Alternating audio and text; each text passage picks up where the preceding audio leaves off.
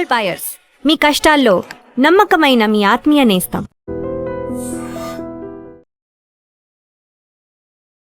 News and నిజాలు. ఇవాళ కవిత గారు ఇక్కడ లేరు స్టూడియోలో, సో నేనే ఇవాళ మీతో మాట్లాడదాం అనుకున్నా. కొన్ని రోజుల నుంచి ఒక విషయం మన దేశంలో న్యూస్ ఛానల్స్లో తిరుగుతుంది. అది బీజేపీ కాంగ్రెస్ ముక్త్ భారత్ని పక్కన పెట్టి ఆపోజిషన్ ముక్త్ భారత్ చేస్తున్నారు అని ఒక ఆరోపణ చేస్తున్నారు. నాకు కూడా అనిపిస్తుంది, కరెక్ట్, నిజమే అనిపిస్తుంది. ఎందుకు బీజేపీ ఇట్లా చేస్తున్నారు? దీనికన్నా ముందు కూడా చేశారా? మనం చూసాం, వెస్ట్ బెంగాల్ ఎలక్షన్ జరిగిన తర్వాత మమతా బెనర్జీ పార్టీ తృణమూల్ కాంగ్రెస్ నుంచి చాలామంది ఎంపీలు ఎమ్మెల్యేలు బయటికి వెళ్ళిపోయారు. కొత్త పార్టీ పెట్టుకున్నారు, కొంతమంది మర్జ్ చేశారు, కొంతమంది ఎమ్మెల్యేలు 60 మంది దాకా పార్టీ నుంచి బయటకు వచ్చారు. ఎందుకు జరుగుతుంది అంత? అదే టైంలో మనం చూసాం, బీహార్లో 5-6 సార్లు ముఖ్యమంత్రిగా ఉన్న నితీష్ కుమార్ గారిని పక్కన పెట్టి ఆయన్ని రాజ్యసభ పంపించి బీజేపీ జేడీయూని అప్సల్ జీరోగా చేసేసింది బీహార్లో. వాళ్ళ ఎమ్మెల్యేలు ఉన్నారు కానీ వచ్చే ఎలక్షన్లో జేడీయూ ఉంటారో లేదో ఎవరికి తెలియదు. నితీష్ కుమార్ గారి కొడుకును ఒక మంత్రి చేశారు. ఇది మనం అర్థం చేసుకోవాలి, బీజేపీ స్ట్రాటజీ ఏంటి.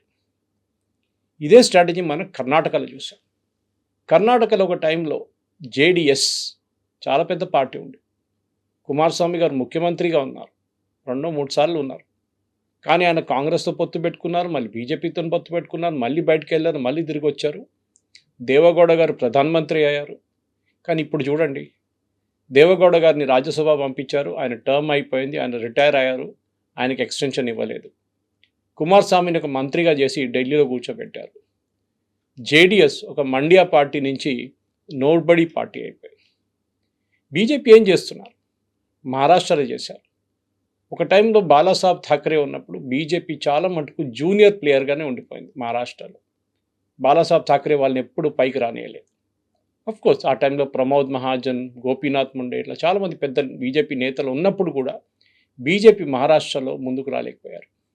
కానీ బీజేపీ వెయిట్ చేశారు, ఒక సమయం వస్తుంది కదా మాది కూడా అని చెప్పి వచ్చింది. బాలాసాహెబ్ ఠాకరే గారు చనిపోయిన తర్వాత ఉద్ధవ్ ఠాకరే తర్వాత ముఖ్యమంత్రి అయ్యారు. మనకు తెలుసు, బాలాసాహెబ్ ఠాకరే ఎప్పుడు ముఖ్యమంత్రి పదవి చూడలేదని, కానీ ఉద్ధవ్ ఠాకరేకి ముఖ్యమంత్రి కావాలని అని అయ్యారు కూడా. కానీ ఏం జరిగింది దాని తర్వాత మనందరూ తెలిసిందే. ఉద్ధవ్ ఠాకరేని వాళ్ళ పార్టీని స్ప్లిట్ చేయడానికి బీజేపీ యొక్క స్ట్రాటజీ చేశారు. మనకందరూ తెలిసిందే, అది షిండే గారిని వాడారు. షిండే గారి party, that is Shiv Sena, split అయ్యి ఒఫీషియల్ సింబల్ కూడా తీసుకెళ్ళిపోయారు. ఇది తీసుకొని ఆయన్ని ఫస్ట్ ముఖ్యమంత్రి చేశారు, ఆయన గదిలో కూర్చోబెట్టారు. దాని తర్వాత వచ్చే ఎలక్షన్లో, దట్ ఈస్ దాని తర్వాత వచ్చిన ఎలక్షన్లో బీజేపీ ఎక్కువ సీట్లు గెలిచారు. దాని తర్వాత దేవేంద్ర ఫడ్నవీస్ గారిని ముఖ్యమంత్రి చేశారు. ఇప్పుడు షిండే గారు ఉన్నారంటే ఉన్నారు, శివసేన ఉందంటే ఉంది, కానీ వాళ్ళ పాత గ్లోరీ ఎక్కడ వాళ్ళకి లేదు. అదే టైంలో మనం ఎన్సీపీ చూసాం, అది కూడా మహారాష్ట్రలో. ముందు ఒకరోజు ముఖ్యమంత్రి అయిన దేవేంద్ర ఫడ్నవీస్ గారు రాజీనామా చేయాల్సి వచ్చింది అజిత్ పవార్ కారణంగానే. ముందు సపోర్ట్ ఇస్తాను, మిమ్మల్ని మీకోసం ఓట్ ఆఫ్ కాన్ఫిడెన్స్లో ఓట్ వేస్తా అని చెప్పిన ఎన్సీపీ వాళ్ళు తర్వాత కాలు మార్చుకున్నారు. ఇది జరిగింది. దీని అవతల బీజేపీ ఏం చేశారు? వాళ్ళు వెయిట్ చేశారు కొన్ని రోజులు. దాని తర్వాత విజయ్ అజిత్ పవార్ని మళ్ళీ వాళ్ళ వైపు తీసుకొచ్చారు, ఎన్సీపీని స్ప్లిట్ చేశారు. తర్వాత అజిత్ పవార్ గారు ఒక ఎయిర్ క్రాష్లో చనిపోయారు. కానీ ఇప్పుడు ఎన్సీపీ ఉందంటే ఉంది, ఎన్సీపీ లేదంటే లేదు, ఆ పరిస్థితికి వచ్చేసారు. ఏం జరుగుతుంది మన దేశంలో? చాలామంది అంటారు, ఒక డెమోక్రసీలో ఒక స్ట్రాంగ్ ఆపోజిషన్ ఉండాల్సింది, అది కరెక్టే. కానీ అపోజిషన్ ఒక ఫ్యామిలీ పార్టీ అయితే ఏమవుతుంది? మీరు చూడండి, అన్ని పార్టీలు ఇప్పుడు దాకా నేను మాట్లాడుతున్న పార్టీలన్నీ ఫ్యామిలీ పార్టీలు. Mamata Banerjee TMC, Deve Gowda Kumaraswamy JDS, Nitish Kumar JDU, Ajit Pawar NCP, ఇట్లా చాలా మటుకు పార్టీలు ఉన్నాయి. ఇప్పుడు భయం ఏమిస్తుంది అంటే అందరికి, రేపు మా పార్టీ ఉంటుందో లేదో అని. ఇప్పుడు మనం చూస్తున్నాం, ఈ వెస్ట్ బెంగాల్ డ్రామా నడుస్తున్నప్పుడే శివసేన కొంతమంది ఎంపీలు కనిపించకపోయారు, నిన్న రాత్రి నుంచి కనిపించట్లేదంట వాళ్ళు. వాళ్ళ ఫోన్లన్నీ స్విచ్ ఆఫ్ ఉందంట. పాపం ఉద్ధవ్ ఠాక్రే ఫోన్ చేస్తున్నారు, ఎవరు ఫోన్ ఎత్తటం లేదు, ఫోన్ స్విచ్ ఆఫ్ చేస్తుందని మెసేజ్ వస్తుంది. ఇప్పుడు చూస్తే అందరూ ఢిల్లీలో ఉన్నారు, ఢిల్లీ చేరుకున్నారంట అందరూ. ఢిల్లీలో ఏం చేస్తారు వాళ్ళు? బీజేపీ వాళ్ళని కలుస్తున్నారా, వాళ్ళ లీడర్ని కలుస్తున్నారా, నితిన్ నబీన్ గారిని కలుస్తున్నారా, భూపేంద్ర యాదవ్ గారిని కలుస్తున్నారు. చాలా మటుకు ఆరోపణలు వస్తుంటే బీజేపీ 15 కోట్లు 20 కోట్లు ఇచ్చి ఒక్కొక్క ఎమ్మెల్యే ఒక్కొక్క ఎంపీని కొనుక్కుంటున్నారని. కానీ మనం అర్థం చేసుకోవాలి, కర్ణాటకలో జేడిఎస్ని బీజేపీ కొనక్కర్లేదు, జేడిఎస్ పార్టీ లేకుండా పోయింది. అదే టైంలో వెస్ట్ బెంగాల్లో బీజేపీకి ఎంపీలు కావాలి, ఎమ్మెల్యేలు కాదు. వాళ్ళకు 208 మంది ఎమ్మెల్యేలు ఉన్నారు వెస్ట్ బెంగాల్ అసెంబ్లీలో. ఎమ్మెల్యేలు అక్కర్లేదు, బోర్డు కూడా పెట్టేశారంట, నో ఎంట్రీ బోర్డు అని చెప్పి. దానికోసం వాళ్ళు సపరేట్ బ్లాక్గా కూర్చుంటున్నారు, రితుప్రత బెనర్జీ లీడ్ చేస్తున్న లీడర్ ఆఫ్ అపోజిషన్గా. అదే టైంలో మీరు ఇటువైపు వస్తే, మనం మహారాష్ట్రకి వస్తే, శివసేన పార్టీలో ఇప్పుడు ఉద్ధవ్ ఠాక్రే వైపు నుంచి ఉన్న ఎంపీలు చాలామంది శివసేన షిండే గ్రూప్లో చేరబోతున్నారని వార్తలు వస్తున్నాయి. బహుశా ఇవాళ సాయంత్రం దాకా మన ఈ న్యూస్ క్లిప్ పోస్ట్ చేసేదాకా ఒక నిర్ణయానికి వచ్చేస్తారు వాళ్ళు ఏం చేస్తారని. ఆల్రెడీ వెస్ట్ బెంగాల్లో ఉన్న ఎంపీలు 20 మంది, వాళ్ళు స్పీకర్ ఓం బిర్లాని కలిశారు. వాళ్ళు నార్త్ ఈస్ట్లో ఏదో ఒక పార్టీ ఉంది ఎన్సిపిఐ అని చెప్పి, వాళ్ళలో జాయిన్ కాబోతున్నారు. దాంట్లో విలీనమై సపరేట్గా లోక్సభలో ఎన్డీఏని సపోర్ట్ చేస్తూ అంటారు. మనం చూడాల్సిందంటే ఇదంతా జరుగుతున్నప్పుడు కూడా బీజేపీ వైపు నుంచి ఒక స్టేట్మెంట్ లేదు, ఏం లేదు. వాళ్ళు ఏం అనట్లేదు, జరుగుతుంది, మా రోల్ ఏం లేదు అంటారు దీంట్లో. కానీ రోల్ ఉంది, డెఫినెట్గా ఉంటుంది. భూపేందర్ యాదవ్ గారు ఇంటికి వెళ్ళారంటే దాంట్లో డెఫినెట్గా రోల్ ఉంటుంది దాంట్లో. ఆఫ్టర్ ఆల్ భూపేందర్ యాదవ్ గారు కదా ఇన్ఛార్జ్ ఉండే, ఎలక్షన్ ఇన్ఛార్జ్ వెస్ట్ బెంగాల్లో. కానీ మనం మహారాష్ట్ర వైపు చూస్తే అక్కడ కంప్లీట్ రెస్పాన్సిబిలిటీ దేవేంద్ర ఫడ్నవీస్కి అప్పగించారు బీజేపీ. మీరు చూసుకోండి, వచ్చే ఎలక్షన్లో ఎవరు ఉండకూడదు. అది మనం మహారాష్ట్ర ఎలక్షన్ అంటే అక్కడ ఉన్న మున్సిపల్ ఎలక్షన్లో చూసాం. చాలా మటుకు సీట్లు బీజేపీ గెలిచారు, వార్డులు గెలిచారు, మున్సిపల్ కార్పొరేషన్ గెలిచారు, మున్సిపాలిటీలు గెలిచారు. కానీ అన్నిటికంటే ప్రెస్టీజియస్ ఉన్నది బిరహన్ ముంబై మున్సిపల్ కార్పొరేషన్, అంటే ముంబై మున్సిపల్ కార్పొరేషన్. అక్కడ శివసేన షిండే గ్రూప్ వాళ్ళు మళ్ళీ వాళ్ళ డ్రామా స్టార్ట్ చేశారు, మాకు మేయర్ పదవి కావాలన్నారు. బీజేపీ చాలా స్ట్రిక్ట్గా చెప్పారు, మేయర్ పదవి మీకు ఇవ్వము, మీరు ఏం కావాలంటే చేసుకోండి.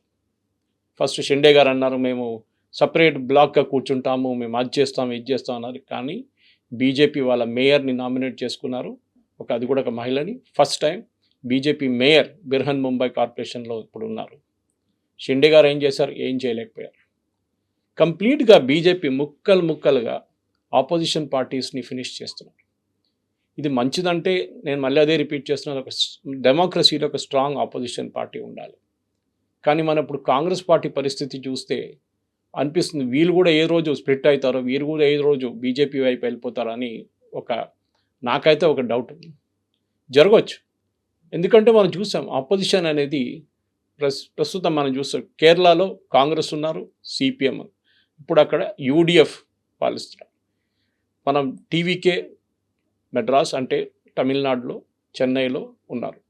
కర్ణాటకలో అక్కడ మన ఇప్పుడున్న ముఖ్యమంత్రి డికే శివకుమార్ గారు కాంగ్రెస్, తెలంగాణలో రేవంత్ రెడ్డి కాంగ్రెస్, ఆంధ్రప్రదేశ్లో చంద్రబాబు నాయుడు గారు టీడీపీ, ఒడిశా, ఛత్తీస్గఢ్, మధ్యప్రదేశ్, మహారాష్ట్ర, గుజరాత్, రాజస్థాన్, హిమాచల్ ప్రదేశ్, ఢిల్లీ, ఉత్తరప్రదేశ్, బీహార్, వెస్ట్ బెంగాల్, అస్సాం, ఇంకా నార్త్ ఈస్ట్ స్టేట్స్ అన్నీ బీజేపీ దగ్గర ఉన్నారు. 22 states and union territories BJP దగ్గర. కానీ రాబోయే ఎలక్షన్, ఇప్పుడు నెక్స్ట్ ఎలక్షన్ అన్నిటికంటే ఇంపార్టెంట్ ఎలక్షన్ ఉత్తరప్రదేశ్లో జరగబోతుంది 2027. ఈ ఎలక్షన్లో సమాజ్వాదీ పార్టీని బీజేపీ స్ప్లిట్ చేస్తారంటే అది చాలా డౌట్ఫుల్. ఎందుకంటే సమాజ్వాదీ పార్టీలో చాలామంది ముస్లిం ఎమ్మెల్యేలు ఉన్నారు. అది కాకుండా ఆ యాదవ్ ఓట్ బ్యాంక్ నుంచి వచ్చిన చాలామంది ఎమ్మెల్యేలు ఉన్నారు. వాళ్ళు ఇటువైపు రారు బీజేపీలో. కానీ కాంగ్రెస్తో పొత్తు పెట్టుకుంటారా? అది కూడా డౌట్ఫుల్. ఆల్రెడీ అఖిలేష్ యాదవ్ కొన్ని స్టేట్మెంట్లు చేశారు కాంగ్రెస్ గురించి. దాంతో అక్కడ ఉన్న కొంతమంది కాంగ్రెస్ లీడర్స్ అభ్యంతరం తెలిపారు వాళ్ళు. కానీ అఖిలేష్ యాదవ్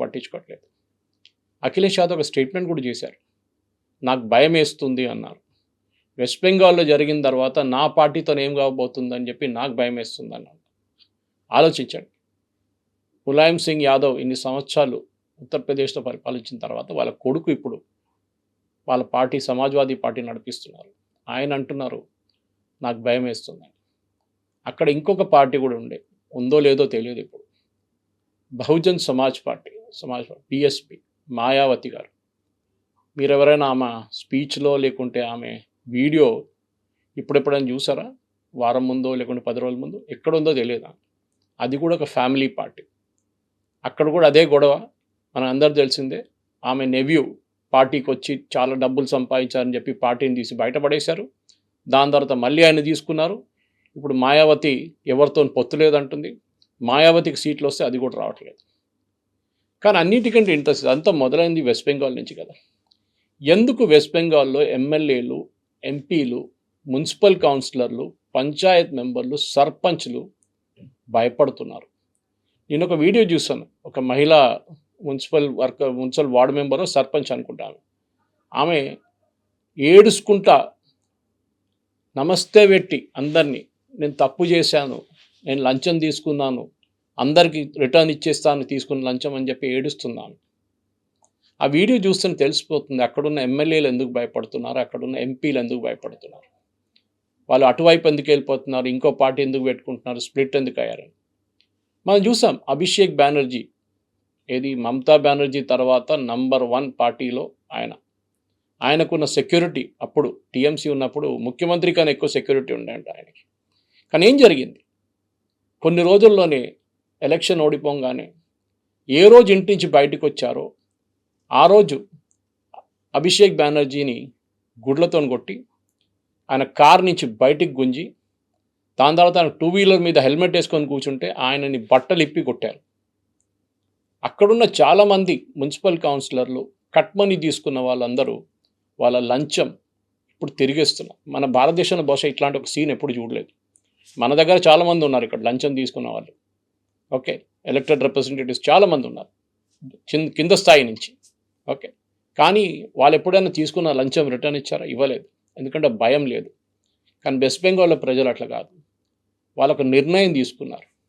మమ్మల్ని ఎవరు ఏడిపించారో, మా దగ్గర నుంచి ఎవరు లంచం తీసుకున్నారో, మమ్మల్ని ఎవరు ఆఫీస్ నుంచి ఆఫీస్ తిప్పారో వీళ్ళని ఒకరోజు మేము కొడతాము. ఇప్పుడు మనం చూస్తున్నాం అక్కడ చాలామంది మున్సిపల్ కౌన్సిలర్లు వాళ్ళని బట్టలిప్పి అండర్వేర్లో రోడ్డు మీద తిప్పుతున్నారు పోలీసులు.